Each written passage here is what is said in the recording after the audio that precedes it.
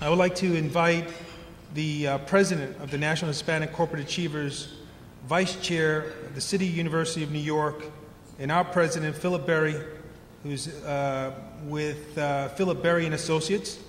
I want Philip Berry to come on up and say a few additional words about this year's program. And beyond Phil being a great individual, he's also an esteemed author out there. So make sure you go out there and buy his book. His book is Being Better Than You Believe, 8 Steps to Ultimate Success, published in December 2010. So Phil, without further ado, please come on down.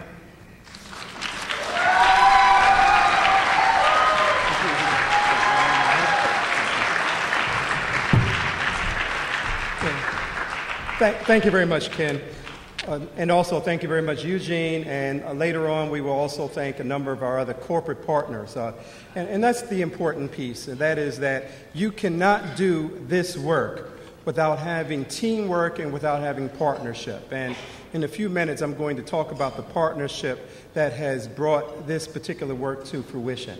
The most important thing, and Ken was talking about it, is that as we begin to advance the retention and development and leadership capability of Latinos and Hispanics to contribute to organizations, what we want to do is to begin to continue thinking about the new horizons that we must begin to face. And so at our Empowerment Forum, we address the issue which we call the next decade of science, health, and technology.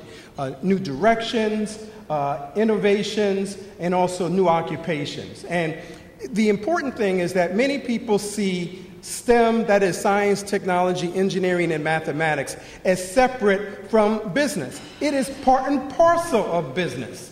So you cannot begin to develop new innovations, new products, and new services without including the most up-to-date knowledge that you can and without utilizing the most up-to-date technologies that you can in order to further your business cause. And so what we did, we had wonderful workshops at our Empowerment Forum, which were conducted and led by all of the organizations that you see up here that were sponsoring us, in partnership with the City University of New York and a number of their campuses, a number of their colleges, which are focused on actually developing that educational talent.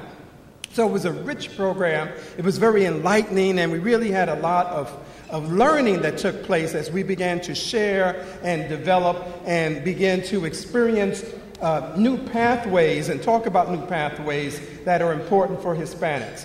That is the mission of National Hispanic Corporate Achievers. That is what National Hispanic Corporate Achievers stands for. That is why you contribute to these efforts, so that way we can be a conduit for the type of learning and expertise and the resources that you have and it comes back to you, because it comes back to you in terms of new resources, human capital development in an important part of the world that is developing not only south of us, but within this particular country, that we must begin to continue to capitalize on and grow and nourish, because if we do not continue to cultivate the Hispanic human capital, then we're going to fall behind in this country. We will fall behind in our businesses, because when we look at the marketplace and when we look at the workplace, we will not be doing what we can to sustain those particular systems, to sustain the community, and also to sustain the type of products that are important for us to experience increased revenue growth. That's what each and every one of you want, and that's what Hispanic Achievers wants to do in order to help you with that particular mission that you have. So that's all I wanted to say about that. But also, let me just begin. You don't get involved in efforts like this without saying thank you and without giving recognition to individuals who have assisted you in this journey. And so that's why we give out awards and recognize individuals from the standpoint of Hispanic Achievers and the awards that we're going to be giving out in a little while. Well, who brought this about? Well, first of all, let me begin to introduce a number of the other people that we have who are also the members of our board, our operating board, as we call it.